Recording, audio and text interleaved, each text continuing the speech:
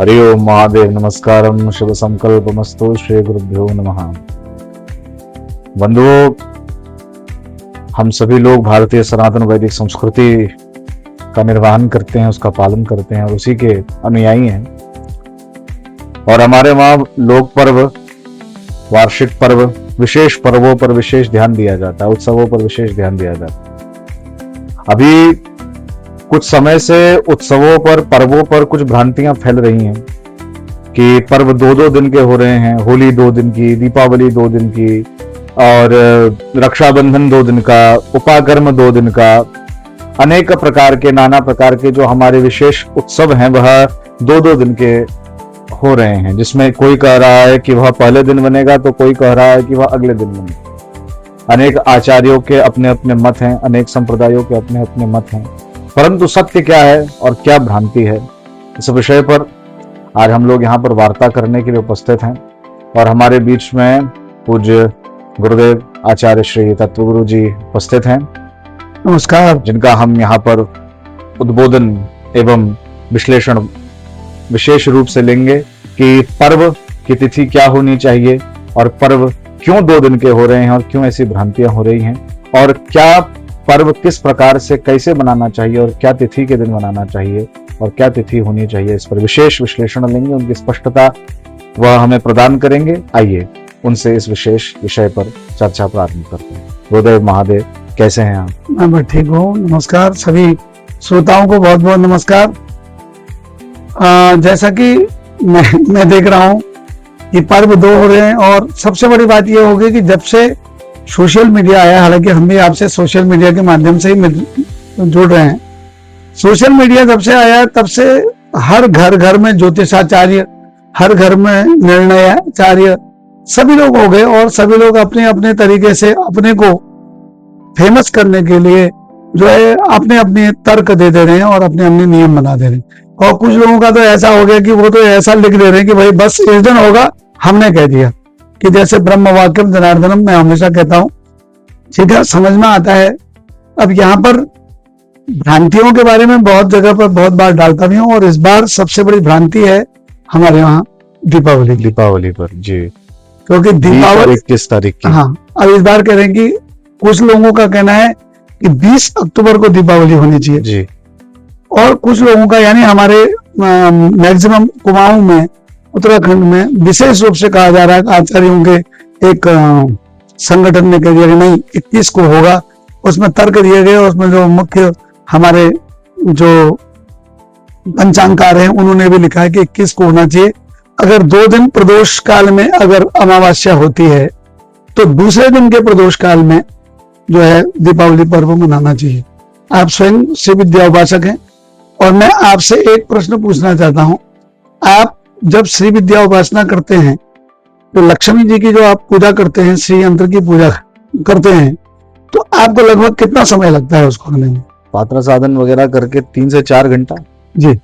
और सामान्य रूप से भी अगर आप लक्ष्मी जी की षोडशोपचार पूजन करना चाहें और साथ में गणेश जी का भी पूजन करें, कुबेर जी का पूजन करें, खाते का पूजन करें, तो लगभग इसमें कितना देर लगेगी? 2 घंटा तो लगता है विशेष। अब देखिए कितने दुख की बात है। और मैं आचार्य जी लोगों से, हालांकि मैं ऐसा नहीं कहना चाहता हूं कि कोई आचार्य जी छोटे हैं कोई बड़े हैं, परंतु मुझे ऐसा लगता है कि हमारे आचार्य जी लोग कभी या तो श्री विद्या जानते नहीं, या फिर जानते हैं तो वो उसकी पूजा करते ही नहीं। अब आप समझिए, मैंने एक आकलन किया, मैंने कैलकुलेशन किया, पंचांग के आधार पर ही किया, तो क्योंकि मैं श्री गणेश मार्तंड पंचांग ज्यादातर प्रेफर करता हूं, मैंने उसी में निकाला है। उसमें 20 अक्टूबर के दिन ये माना गया कि सूर्योदय 6:20 में हुआ है, ठीक। और उस दिन चतुर्दशी जो है वो 23:32 तक है, यानी कि उसे कह सकते हैं 9 घंटा 22 मिनट तक, यानी कि वो उस दिन चतुर्दशी रहेगी। यानी हम जोड़े अगर 6:20 में 9:22 को, तो 3:42 पर चतुर्दशी समाप्त हो जाएगी। उसके बाद अमावस्या प्रारंभ हो जाएगी, ठीक। और उस दिन 3:42 से लेकर पूरी रात्रि भर अमावस्या रहेगी और 21 तारीख के पूरे दिन भर रहेगी। और सायंकाल में, अब 21 को क्या है कि शाम को 5:31 में सूर्यास्त हो रहा है और दिन मान है 27 घड़ी 55 पला के, और उस दिन अमावस्या 28 घड़ी 55 पला तक, यानी मात्र 24 मिनट तक के लिए। कितने तक के लिए? केवल मात्र 24 मिनट तक के लिए है। तो 1 घटी यानी 24 मिनट, यानी कि ये मान के चलिए 5:55 में अमावस्या समाप्त हो जाएगी। मैं ज्योतिष के आधार पर ही बता रहा हूं, क्योंकि सो कॉल्ड ज्योतिषाचार्य जी लोग भी बड़े उसमें कहते हैं कि सब ज्योतिष में ऐसा होती है। मैंने पूरा निकाला है, या तो फिर पंचांग आरोप कहें कि हमने गलत लिखा है, फिर मैंने उन्हीं के पंचांगों से निकाला जिनमें निर्णय किया।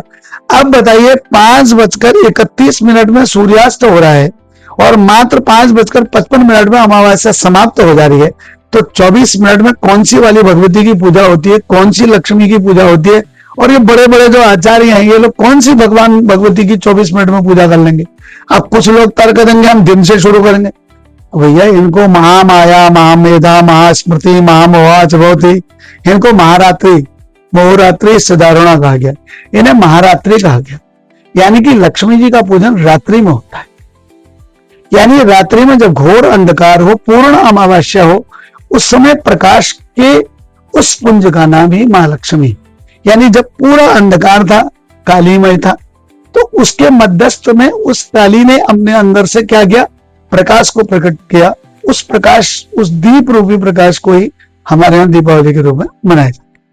अब वो जब अंधेरा ही नहीं है, अब आप देखेंगे 5:55 में लगभग उजाला रहता है, तो भैया अंधेरा हुआ ही नहीं, तो फिर आप कौन से किसके लिए दीप जला रहे हो? तो मेरी समझ में बात नहीं आई। और जबकि बहुत सारे लोग नहीं जी दूसरे दिन हो सकता है, उस समय पुराने शास्त्रों में मेरे पास भी निर्णय सिंधु है, मैं भी भागवत करता हूं और शायद उत्तराखंड में सबसे ज्यादा भागवत करने वालों में मेरा भी नाम होगा। तो मैंने भी भागवत की कथाएं की है, पढ़ा भी है, ऐसा नहीं। तो मेरे पास भी निर्णय सिंधु है। मैंने देखा है कि उसमें तर्क और कुतर्क दोनों है निर्णय सिंधु में। कश्यप ऋषि कुछ कहते हैं तो भरद्वाज जी उसका खंडन कर देते हैं, भरद्वाज जी कुछ कहते हैं तो फिर आंगिरस जी उसका खंडन करते हैं। तो कुछ नियम देश काल और परिस्थिति के आधार पर भी बनाए। अब हमारे वहां कहा जाता है कि सुबह उठिए और स्नान करिए, परंतु क्या कोई आदमी हमारे वहां सियाचिन में सुबह उठकर स्नान कर सकता है? उसकी तो पूरे उसका तो शरीर का जो है खून जम जाएगा। तो वहां पर क्या है, वहां पर वायु स्नान होता है। तो वैसे ही 30 तारीख के दिन ही दीपावली पर्व मनाना हर प्रकार से, जब भाई हमको सायंकाल में आप प्रदोष भी मानते हो तो प्रदोष भी आपको मिल रहा है, 3:42 के बाद आपको पूरी अमावस्या मिल रही, प्रदोष काल में मिल रहा है। और कोई आदमी अगर आराम से पूरा पात्रा साधन के साथ 4 घंटे की अगर श्री विद्यार्चन करना चाहता है तो वो भी समय आपको मिल रहा है। और उसके बाद आप पूरे आनंद के साथ कभी भी भगवती का अर्चन रात भर भी अगर करना चाहें, ऐसा पूजन भी होता है भगवती का कि रात भर भी लोग रात्रि जागरण करते हैं, तो रात्रि जागरण करने के बाद आप पूरा रात भर भी पूजा करना है तो आपको पूरी अमावस्या मिल रही। वो छोड़कर कि भाई हम 5:31 में सूर्यास्त हो और हम घड़ी को देखे रहे कि अरे 24 मिनट हो गए अमावस्या खत्म, ये कोई पूजा होती है? ये कैसा निर्णय ले रहे हैं लोग? और अभी भी आदमी हमें कहेगा और हम उसको मान लेंगे। तर्क बताओ ना उसका कि 24 मिनट में कौन सी पूजा कर लोगे आप? भाई आप श्री विद्यार्चन के बारे में या तो जानते नहीं है या जानते हैं, मेरे को तो लगता है जानते नहीं है, सीधी और सरल बात। क्योंकि मैं तो स्पष्टवादी हूं, इसलिए मैं थोड़ा सा विवादित भी हूं, इसलिए मेरे को लोग विवादित भी समझते हैं, क्योंकि मैं तो स्पष्ट बोलता हूं। भाई आपके तर्क के आधार पर 24 मिनट में सूर्यास्त से पहले आप कैसे लक्ष्मी जी का पूजन करेंगे? सूर्यास्त के बाद केवल 24 मिनट तक अमावस्या, बिना अमावस्या के आप भगवती का पूजन कैसे करेंगे? महारात्रि कहा गया उन्हें, क्योंकि विश्वेश्वरी जगन्धात्री में महारात्रि शब्द का प्रयोग किया गया भगवती के लिए। तो जब वो महारात्रि आई नहीं तो आपने दिन ही में उनकी पूजा कर दी और कह दिया नहीं जी हमने निर्णय कर दिया। तो कैसे कर दिया आपने निर्णय? पात्रा साधन पूरे श्री विद्यार्चन चाहिए, आप लाइव चला सकते हैं, भगवान गुरुदेव की कृपा रहेगी तो परसों हमारा दिल्ली में लाइव वो श्री विद्यार्चन है। अगर आप कहें हम पूरी चलाएंगे, आप देख लीजिएगा 4 घंटे बैठने की आपको सामर्थ्य होनी चाहिए। लाइव उन आचार्यों को जो कहने 24 मिनट में पूजा हो जाएगी, उन आचार्यों को 4 घंटे बैठने की सामर्थ्य होनी चाहिए, हम लाइव चला सकते हैं। भैया जब इतनी बड़ी पूजा भगवती की वर्ष में एक बार हो रही है तो उसको उस दिन मनाओ ना, जिसकी कोई टेंशन नहीं है, फ्री होकर के आप। भाई पूजा तो तब होनी चाहिए जब आदमी किसी भी तनाव से मुक्त होकर के करे। तो इसलिए हमारे गुरुदेव की कृपा से मैंने अपने गुरुदेव से पूछा, क्योंकि मुझसे आपने भी पूछा था कि किस दिन होना चाहिए, मैंने कहा मैं अभी नहीं बताऊंगा, शास्त्र से पहले मैं अपने गुरुदेव की आज्ञा लेता हूं। मैंने अपने गुरुदेव से पूछा तो मेरे गुरुदेव ने कहा 20 को होना चाहिए, बस मेरे गुरुदेव ने कह दिया तो फिर मैं अपने तर्क दे सकता हूँ, क्योंकि गुरु वाक्यम जनार्दनम, क्योंकि गुरु के वाक्य से ऊपर तो कुछ है नहीं। ध्यानम मूलम गुरु मूर्ति, पूजा मूलम गुरुपदम, मंत्र मूलम गुरु वाक्य, मोक्ष मूलम गुरु कृपा, जो गुरुदेव ने कह दिया तो इसलिए हमारे गुरुदेव भी कहते हैं और शास्त्रोक्त भी है, पूरा प्रमाणित है आज इसमें ज्योतिष के आधार पर कि आपको पूरा प्रदोष काल भी मिल रहा है, पूरी रात्रि आपको मिल रही है, अगर आप प्रातः काल भी करना चाहते हैं वो भी मिल रहा है, तो वो सब कुछ आपको 20 तारीख को मिल रहा है, तो आप 21 को क्यों मनाएंगे। इसलिए पूर्ण रूप से हमारे गुरुदेव की आज्ञा से ये निर्णय है कि 20 तारीख को ही जिन्होंने हकीकत में लक्ष्मी जी की पूजा करनी है और स्वच्छंद होकर के पूजा करनी है और मुक्त होकर के पूजा करनी है, तो वो लोग 20 तारीख को मनाएं। और जो लगीर के फकीर हैं जिन्होंने वो पूजा तो करनी नहीं है, शास्त्र के अनुसार नहीं हाँ करते हैं। वही मैं कह रहा हूँ, जो लोग ऐसा निर्णय दे रहे हैं चाहिए वो लोग कभी मुझे बुलाते नहीं। देखिए कभी भी ज्योतिषों का अधिवेशन होता है मुझे कभी नहीं बुलाया जाता है, और भगवान गुरुदेव की कृपा से शायद कुतर्कों का खंडन हाँ, होता है क्योंकि उनको पता है, क्योंकि ज्योतिष में शायद जितना कार्य मेरे पास ज्योतिष का होगा गुरुदेव की कृपा से बहुत कम लोगों के पास को कुछ लोग मुझसे चिढ़ भी गए ज्योतिष के चक्कर में पिछले वर्ष जब श्रीयंत्र बेच रहे थे कुछ लोग अपने वहां, तो मैंने कहा भैया और हमारे प्रतिष्ठित श्रीयंत्र बेचे जाते हैं जिन्हें पात्रा साधन श्री विद्या पर कुछ पता नहीं है, राजराजेश्वरी के पूजन पर, और वैदिक ज्योतिष लिख करके जो श्रीयंत्र बेच रहे थे मैंने लिखा तो मुझसे भड़क गए। उनके कुछ परिवार वाले फिर मेरे बारे में लिखने लगे, फिर जवाब मैंने उनको दिया नहीं, तो वो बेचारे क्यों इस परेशान हो जाते हैं ना, क्योंकि तो इसलिए देखिए वहां पूरे हल्द्वानी में और कुमाऊं में ज्योतिषों के वो होते हैं, मतलब अधिवेशन होते हैं, और उनमें मैंने देखा कि हमारे विद्यार्थी लोग जिन्होंने वो ज्योतिष हमने सिखाया, जो आज भी हमसे ज्योतिष सीखने को आते हैं, वो सारे लोगों को वहां निमंत्रण दिया जाता है। तत्व गुरु आचार्य सुरेश बहुगुणा को निमंत्रण नहीं दिया जाता, तो गुरु किसी का कुछ नहीं है, वो सीधे आगे गुरु बन जाते हैं।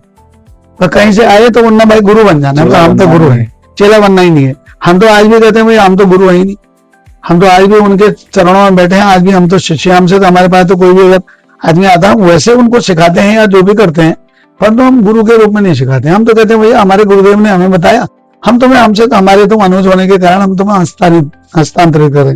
रही बात हमारे तत्वगुरु होने पर, वो तत्वगुरु नाम मैंने नहीं लिखा है, मेरे गुरुदेव ने दिया है।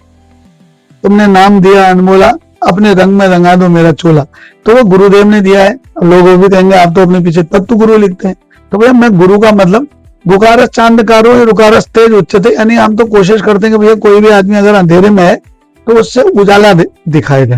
जैसे अभी सब लोग अंधेरे में कि 20 को मनाए 21 को, तो मैंने पूरा ज्योतिषी तर्क के साथ आपको समझा दिया।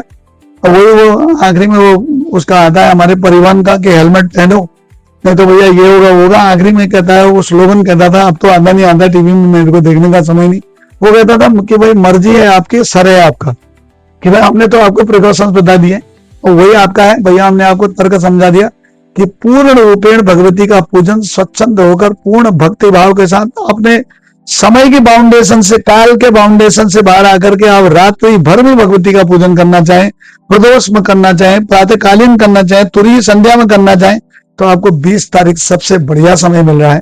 और 21 के दिन आपको केवल 24 मिनट के लिए यानी 1 घंटे के लिए आपको केवल अमावस्या मिल रही है। अगर आपको फिर भी मनाना है तो मर्जी है आपकी, भैया धर्म है आपका और पूजा है आपकी। बाकी मैं यही कहना चाहूंगा, और आपने मुझे बहुत अच्छे विषय के लिए इसमें आपने वार्ता की, इसके लिए धन्यवाद। और अब मेरे दर्शकों को धन्यवाद। और आप मेरे को आशा है जिस दिन भी आप मनाएं, 20 को मनाएं, 21 को, आपको अग्रिम रूप से बहुत बहुत दीपावली की शुभकामनाएं, धनतेरस की शुभकामनाएं, नरक चतुर्दशी की शुभकामनाएं, भैया दूज की शुभकामनाएं। हर हर महादेव, नमस्कार आचार्य जी, धन्यवाद। हर हर महादेव। आप सभी को बहुत बहुत बधाइयाँ, भगवती कृपा करें। और गुरुदेव ने जो भी हमें स्पष्टीकरण दिया उससे हम बहुत अनुग्रहित हुए, और ऐसे ही अनेकानेक स्पष्टीकरणों के लिए, अनेकानेक विषयों पर वार्ता करने के लिए हम जल्द ही पुनः आपसे फिर मिलेंगे। तब तक राजराजेश्वरी का स्तवन करते रहिए, भगवान का स्तवन करते रहिए। श्री गुरुभ्यो नमः। हर हर महादेव।